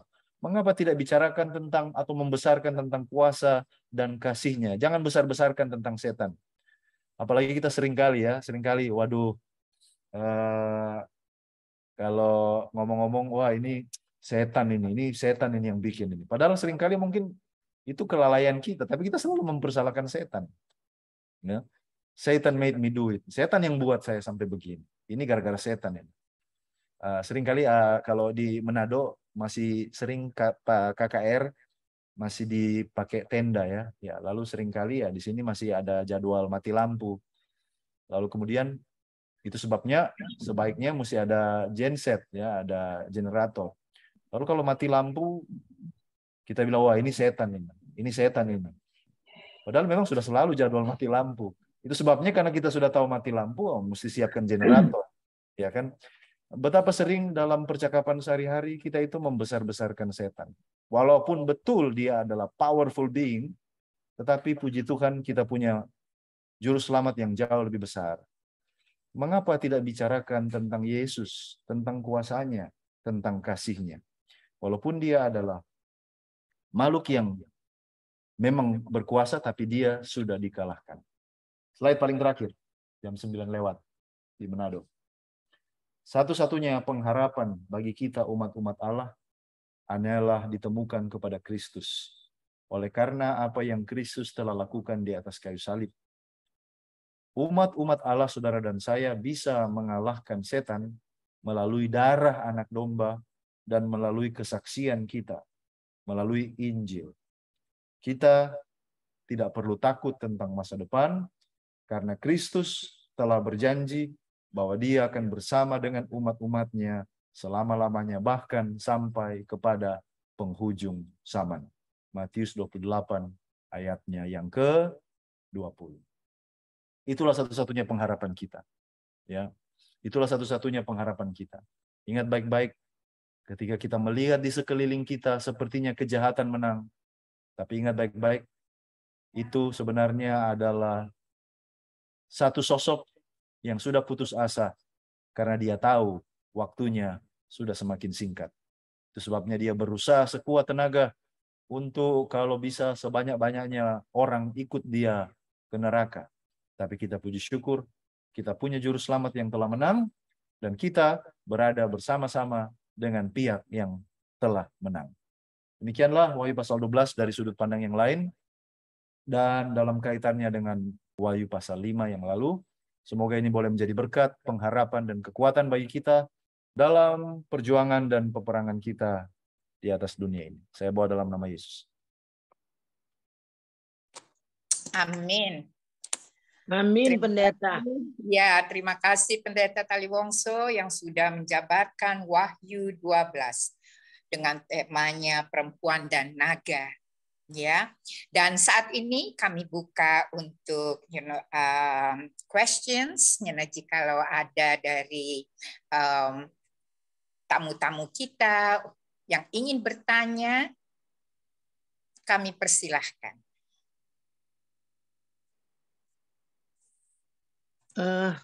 Pendeta, baru sekarang saya mengerti. Jadi pada waktu ngomong-ngomong Ayub didatangi oleh setan, datang bercakap-cakap dengan Tuhan. Karena Ayub rupanya setan waktu itu masih di surga ya Pendeta. Setelah dengar pelajaran ini, karena kemarin saya, walaupun saya ambil teologi tidak sedalam itu, saya tahu sudah jatuh dalam dosa, dia dilempar ke dunia waktu dengan sepertiga malaikat dan itu. Tapi rupanya dia masih tetap di surga mendengar pelajaran ini. Nanti pada waktu Kristus menang, di crown sebagai raja di surga, dia ke surga, baru betul-betul setan dicampakkan di sini. Jadi itu benar-benar baru untuk saya. Terima kasih pendeta. Jadi saya terjawab. Jadi itu Ayub digodain, memang setan bercakap-cakap dengan Allah di surga ya pendeta. Begitu ya? Ya, itu informasi yang Alkitab bilang ya, kita percaya bahwa dia masih punya akses ke surga di kitab Ayub. Dan pada waktu ditanya dari mana, dia bilang dia representing this planet. Ya, Dia mewakili. edar-edar di bumi kan dia bilang. Jadi Ya, di sini terjawab. Kemarin saya bagaimana ya? Tapi sekarang terjawab pertanyaan saya. Jadi terima kasih pendeta dengan keterangan ini. Kita lebih kuat bahwa betapa berkuasanya Yesus itu setelah dia menjadi raja. Jadi walaupun kita melihat ada kelemahan di jemaat kita tahu bahwa Yesus pasti akan memberikan kita kemenangan kalau kita berpaut kepadanya. Terima kasih pendeta. Terima kasih Bu Doli. Memang saya juga baru tahu bahwa setan itu sebenarnya 2 kali dilempar ke bumi ya. Baru kali ini juga saya dengar. Saya pikir hanya 1 kali dan dia tetap berkuasa di bumi ini. Tetapi dengan kematian Yesus, kita sekarang yakin bahwa bumi ini bukan lagi milik setan, melainkan milik Tuhan. Ya, begitu pendeta? Pendeta. Ya, benar ya. Ya. Oke, baik, kami masih beri kesempatan 1-2 orang lagi. Jika ingin bertanya, silahkan.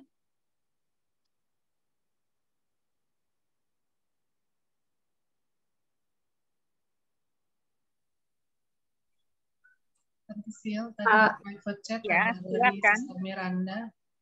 Silakan. Oh, ada pertanyaannya. Coba saya buka di chat ya.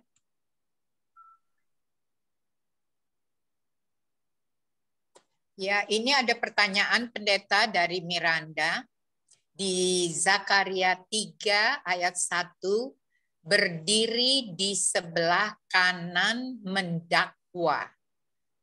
Nah, apa ada arti khusus berdiri dan apa ada arti khusus sebelah kanan? Karena sepertinya dijelaskan spesifik di sebelah kanan. Mengingat juga sering kita dengar duduk di sebelah kanan Allah Bapa atau denominasi lain sudah bersama Bapa di sebelah kanannya. Silakan pendeta kalau bisa dijawab ini dari Miranda. Oke, terima kasih Bu Miranda yang punya selalu perhatian dan mata yang tajam untuk melihat. Sebelah kanan itu punya 2 hal. Yang pertama itu adalah otoritas. Artinya berada di sebelah kanan. Itu sebabnya sesudah itu selalu yang dilihat di sebelah kanan Allah itu adalah selalu siapa? Adalah Yesus. Ya. Lalu yang berikut. Sebelah kanan itu juga signifikan oleh karena kalau kita memahami sistem pengadilan orang Yahudi. Biasanya kalau di Indonesia atau saya tidak tahu di Amerika atau di tempat yang lain, biasanya kita punya berapa juru tulis ya, punya atau bahasanya panitera ya. Kalau di dalam pengadilan orang Yahudi, mereka itu minimal punya 3 panitera. Yang di sebelah kiri menulis semua bukti-bukti yang memberatkan, yang di sebelah kanan menulis semua bukti-bukti yang meringankan. Lalu kemudian yang di tengah menulis dua-duanya. Jangan-jangan ada yang di-miss oleh 2 temannya yang di sebelah kiri dan sebelah kanan. Jadi ketika Alkitab katakan, contoh di dalam kitab Ibrani bahwa Yesus sebagai pengantara kita, dia di sebelah kanan, itu berarti bahwa Yesus sebagai pembela kita sebenarnya. Itu signifikansinya kata sebelah kanan. Nah, tapi saya tidak bisa mengaplikasikan di Imam Besar Yosua bahwa setan sebagai pembela, karena jelas Alkitab katakan bahwa dia mendakwa bukan membela. Dia sebagai prosecutor ya, sebagai jaksa, sebagai pendakwa, bukan sebagai pembela. Mungkin sebelah kanan di sini bisa dilihat dari sudut pandang otoritasnya. Karena memang di zaman itu dia masih punya otoritas untuk mendakwa dan menyesatkan. That's to the best of my knowledge. Mungkin ada yang lain mau kasih tambahan. Silakan. Bagaimana Miranda? Apa sudah mengerti jawaban dari pendeta? Iya, thank you pendeta. Soalnya kan sebenarnya kalau dia bilang berdiri aja kan udah ini ya, maksudnya spesifik banget, udah berdiri posisinya di kanan. Kanan. Berdiri mungkin kan juga mau kasih lihat ya. Soalnya saya tiba-tiba keinget itu pendeta, ada yang Yesus apa sih yang di Wahyu juga ya, duduk terus berdiri tuh apa sudah selesai penghakiman kayak gitu. Jadi saya tambahkan kata berdiri. Di Wahyu Daniel pasal 12 ayat 1, di sana Daniel melihat maka muncullah, bahasa Indonesia mengatakan maka muncullah Mikael. Tapi kalau di bahasa Inggris bilang then Michael shall stand up. Mikael akan berdiri. Nah, apa arti kata berdiri di dalam konteks kitab Daniel sendiri?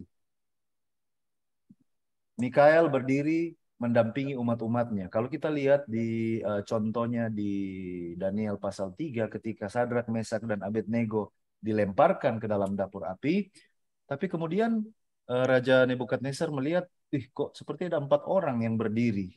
Yang keempat rupanya seperti anak dewa. Jadi kata berdiri itu juga bisa berarti bahwa dia mendampingi umat-umatnya. Itu yang pertama.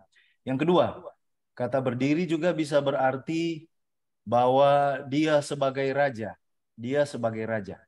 Contohnya, masih ingat pada waktu di Kisah Para Rasul 7, di sana ada cerita tentang Stefanus mau dilontari dengan batu. Setelah dia khotbah panjang, dia mau dilontari dengan batu kan? Tapi pada waktu dia mau dilontari dengan batu, dia lihat langit terbuka dan dia lihat Yesus apa? Berdiri di sebelah takhta Allah. Nah, ini menjadi penghiburan bagi Stefanus. Tidak apa-apa biar saya dilontari dengan batu, tapi saya yakin Yesus sekarang yang saya sembah, dia berdiri, dia adalah raja di sebelah kanan takhta Allah. Itu arti yang kedua. Arti yang ketiga, berdiri. Kalau kembali lagi ke kitab Daniel pasal 7, penglihatan tentang penghakiman yang dilihat oleh Daniel, kata-katanya begini, maka duduklah, dibukalah kitab-kitab dan duduklah majelis pengadilan, something like that. Artinya, waktu mau duduk, itu berarti pengadilan mau dimulai. Ya. Jadi ketika Alkitab katakan berdiri, itu berarti pengadilan sudah selesai. Artinya pengadilan sudah selesai. Artinya pintu kasihan sudah ditutup. Dan ini cocok dengan kisah Stefanus yang saya jelaskan tadi. Karena pada waktu Stefanus dilontari dengan batu, itu juga menandai pintu kasihan dalam tanda kutip untuk Israel sebagai satu bangsa sudah selesai. Ya kan? Itu cocok. Jadi itu arti kata berdiri. Walaupun untuk konteks itu sih tidak cocok di Sakaria pasal. Tapi ya karena bertanya, oke lah kita singgung sedikit. Thank you, pendeta. Oke. Oke, baik. Kita kasih kesempatan kepada satu orang lagi. Kalau ada, silahkan.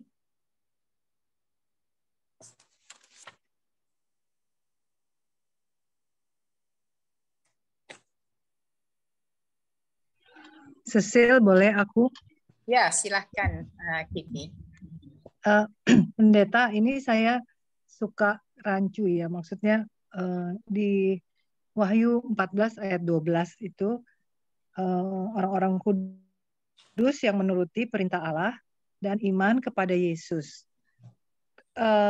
Iman kepada Yesus atau imannya Yesus? Karena banyak orang pengertiannya itu iman kepada Yesus itu maksudnya percaya Yesus.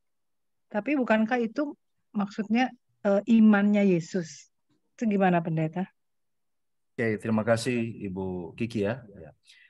Inilah kompleksitas dan kerumitan dari bahasa Yunani, bahasa asli Alkitab Perjanjian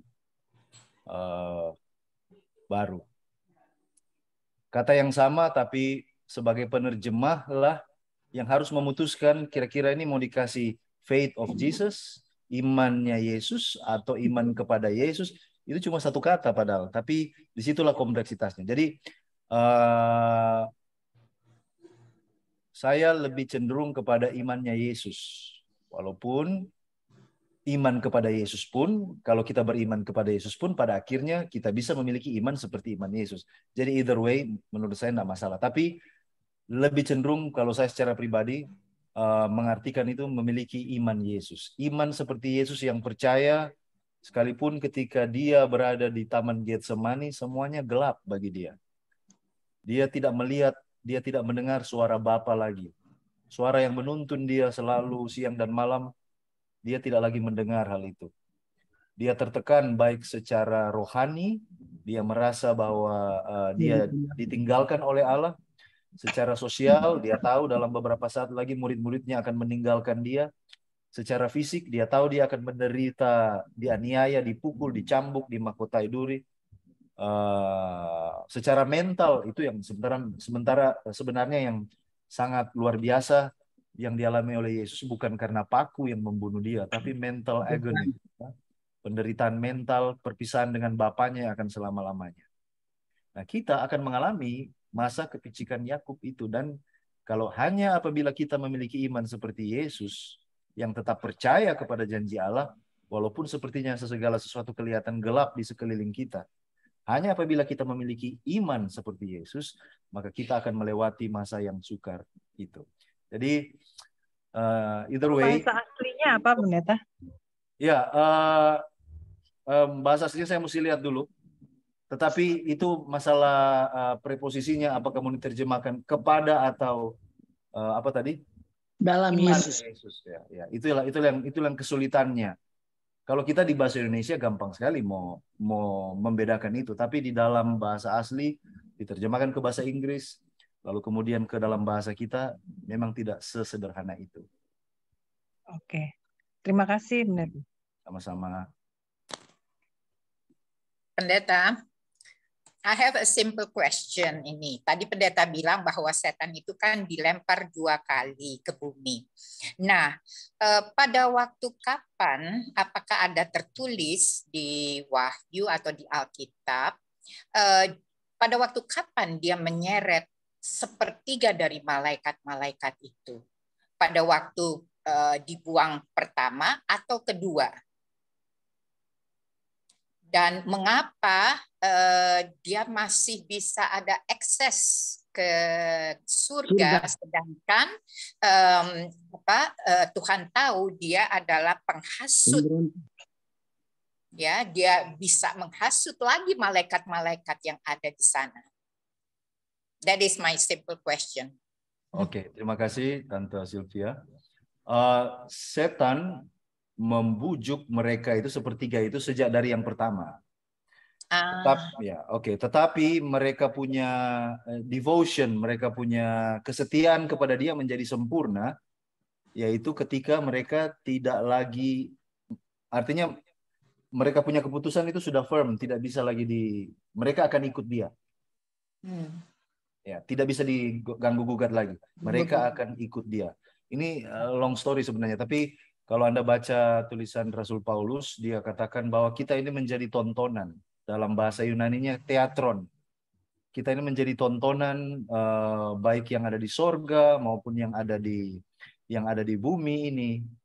Dunia-dunia lain semua menonton kita. Artinya mempertanyakan keadilan Allah. Lalu kemudian di ayat yang lain juga Rasul Paulus pernah mengatakan bahwa ya, Allah mendamaikan kita, mendamaikan yang di bumi dengan yang di sorga melalui Kristus. Nah, kalau mendamaikan dengan kita yang di bumi itu kita gampang mengerti. Artinya kita manusia. Tapi pertanyaan sekarang, mendamaikan yang di sorga itu siapa? Ya jelas, yang di sorga itu cuma ada para malaikat. Artinya, ketika setan melancarkan dia punya ideologi, dia punya argumentasi, ada sebagian daripada malaikat yang masih ragu-ragu. Betul enggak dia? Ya. Ada yang mengatakan kami mau ikut dia, kelihatannya dia benar. Ada yang tidak ikut dia tapi masih bimbang mereka. Tapi ketika Yesus mati di atas kayu salib, maka itu sudah sangat jelas bagi 2/3 yang masih bimbang ini siapa yang penjahat di sini. bahwa setan itu memang jahat, anak Allah tidak bersalah, dia mati, dibunuh dengan cara yang kejam. Jadi sudah jelas bagi mereka setan itu memang jahat di sini dan Allah itu kasih. Nah, jadi sepertiga itu memang dari pertama dia sudah ikut dia, tetapi mereka memastikan bahwa mereka akan tetap ikut dia, memberontak, ikut sama-sama dengan dia sesudah yang ke pengusiran yang kedua itu.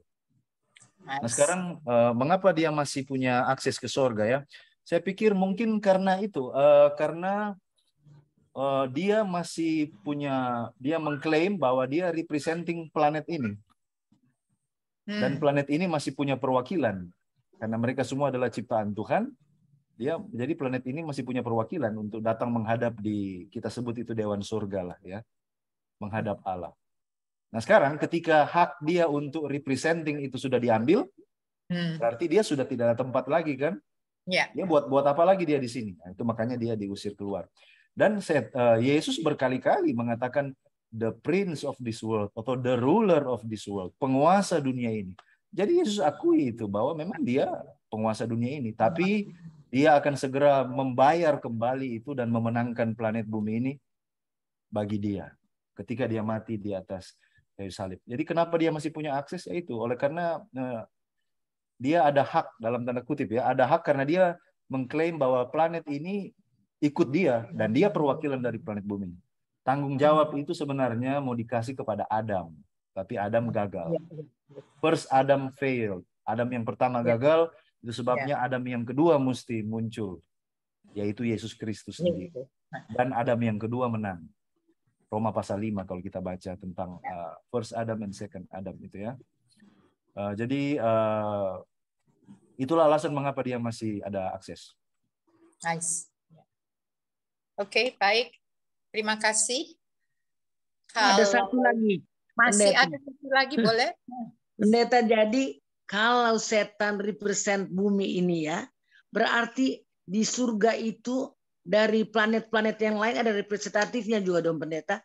Yes, Karena I believe kita menjadi tontonan dari alam semesta. Yeah. Jadi Dewan Surga itu banyak planet-planet yang tidak jatuh dalam dosa menyaksikan kejatuhan manusia, kemenangan Kristus itu. Yeah. Jadi mereka itu ada di surga semua ya. Ada wakil-wakilnya lah gitu. Apakah mereka tinggal di surga atau sesekali mereka datang? Saya tidak tahu. Tapi pokoknya terlalu apa ya, kita naif kalau mau mengatakan di alam semesta yang besar sekali ini cuma kita penghuninya. Sepertinya tidak mungkin. Pasti ada. Karena planet alam semesta ini luas sekali. Apakah cuma kita penghuni di alam semesta yang luar biasa besar ini? Pasti ada penduduk yang lain. Walaupun itu tidak bisa dibuktikan secara sains, belum bisa minimal. Tapi kalau baca Roh Nubuat, ya ada. Roh Nubuat bilang bahwa ada planet penghuni-penghuni dunia lain yang tidak jatuh. Iya. Apakah itu bisa dihubungkan dengan kalau ada makhluk-makhluk lain di bumi, di bumi yang lain? Apakah itu bisa dihubungkan dengan UFO? UFO itu buatan Hollywood. Manusia itu berbuat.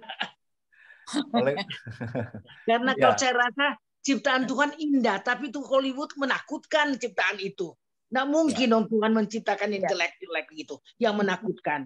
Betul, Jadi, betul. Iya. Tapi kadang-kadang kita percaya juga lihat itu segala macam fenomena yang terjadi. Iya betul. Baiklah.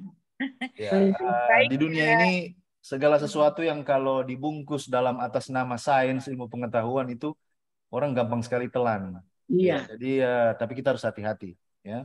Prinsipnya saya sama dengan Tante Doli tadi bahwa yang paling jelek di alam semesta ini kita, karena kita ada dosa.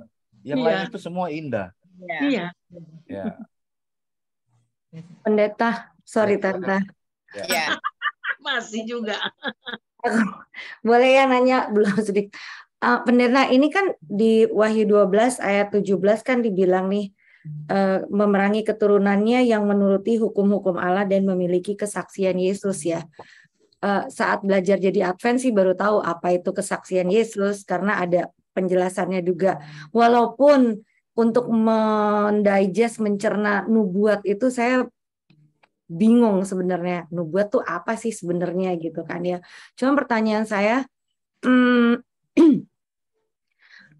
apakah ini tertutup buat denominasi lain untuk mengerti? Karena kan Alkitabnya sama ya pendeta, ayatnya sama gitu kan. Jadi maksud aku, saya juga tahu kayak denominasi lain juga temen aku belajar banget wahyu gitu kan. Tapi maksudnya bagaimana mengenai hal ini? Apakah ini termasuk yang dibilang di Daniel bahwa di mana sih yang nggak kepada semuanya gitu akan terbuka gitu? Itu gimana itu pendeta? Maksudnya padahal udah tertulis jelas-jelas gitu.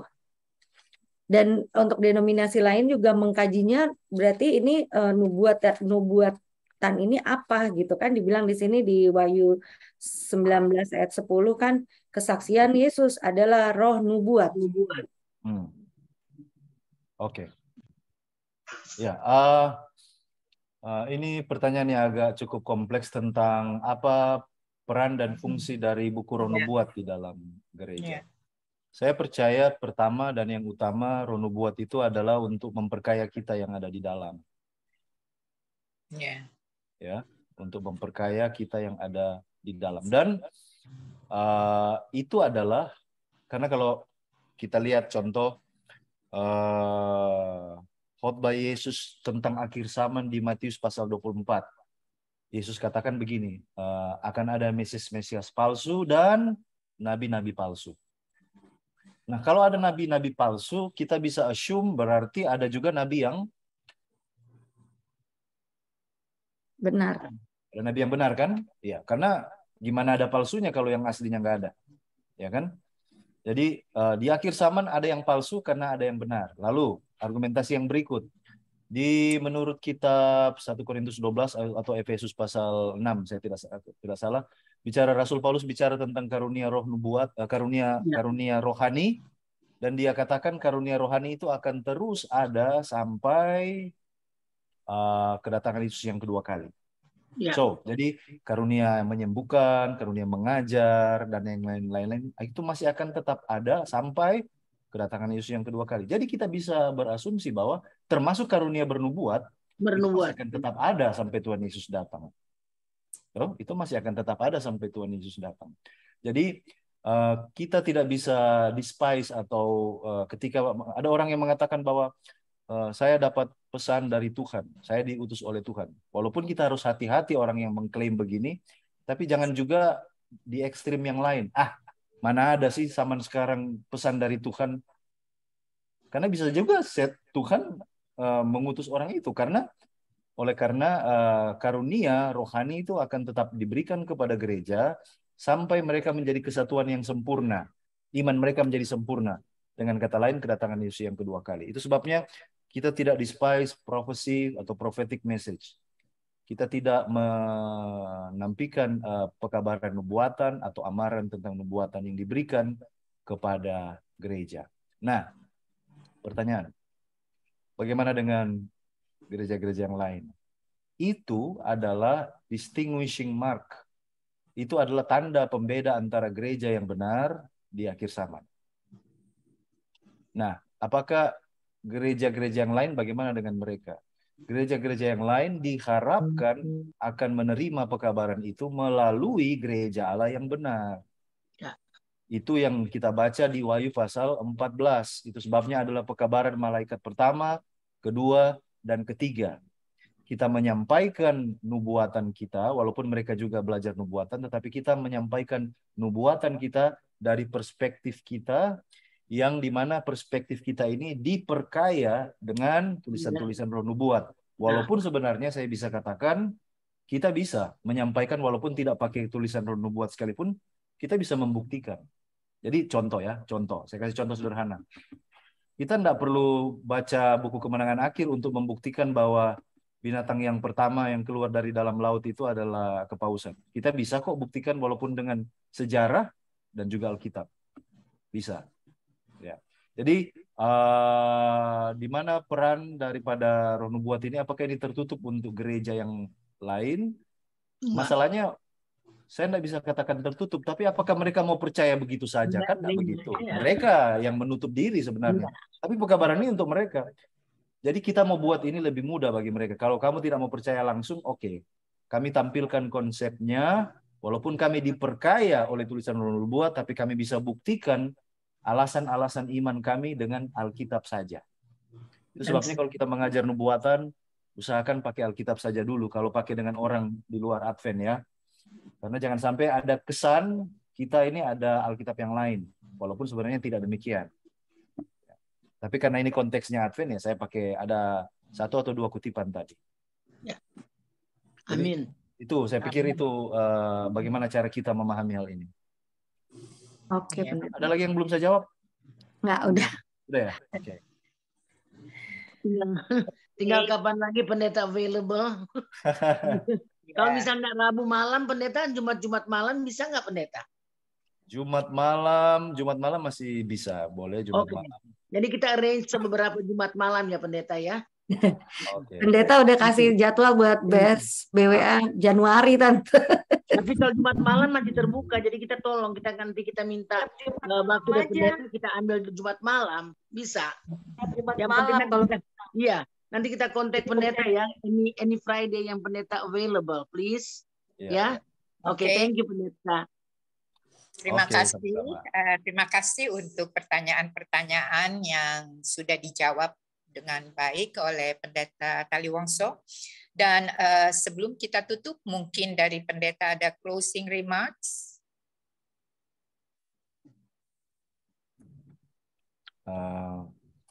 Saya mendengarkan setiap kali saya sampaikan ini, selalu ada yang bilang begini, ini baru bagi saya. Anda tahu enggak, di tradisi gereja Katolik itu ada satu hari raya khusus mereka merayakan Yesus dimahkotai Raja. Ada yang ada hari raya khusus dari gereja Katolik yang disebut Yesus dimahkotai Raja. Jadi mereka percaya Yesus dimahkotai sebagai Raja di sorga dan mereka rayakan itu di bumi. Itu ada itu. Cuma saya lupa tanggalnya, tanggal berapa. Ini kelemahan kita orang Advent, ya. Oleh karena kita tidak rayakan Natal, kita tidak rayakan Paskah, dan kita bisa dikatakan nggak ada hari raya lah. Tapi kita akhirnya efek negatifnya kita kurang belajar tentang Yesus. Kita tidak belajar apa pentingnya dia mati. Yang lalu saya bicara sini tentang kebangkitan kalau tidak salah pernah. Saya bicara tentang kebangkitan. Apa seberapa signifikansi kebangkitannya, kenaikannya, dia diurapi jadi raja itu apa artinya? Nah, sekarang Anda tahu, dia diurapi jadi raja bukan cuma sekedar dia raja di atas segala raja, tapi dia membeli kembali bumi yang sudah terjual oleh dosa ini kembali menjadi miliknya. Amin. Tapi karena kita tidak pernah ada hari raya ini, itu sebabnya kita kurang belajar tentang itu. Di KKR kita pun bicara sahabat, makanan. Kita jarang meninggikan Yesus. Ya, ya. Betul nggak?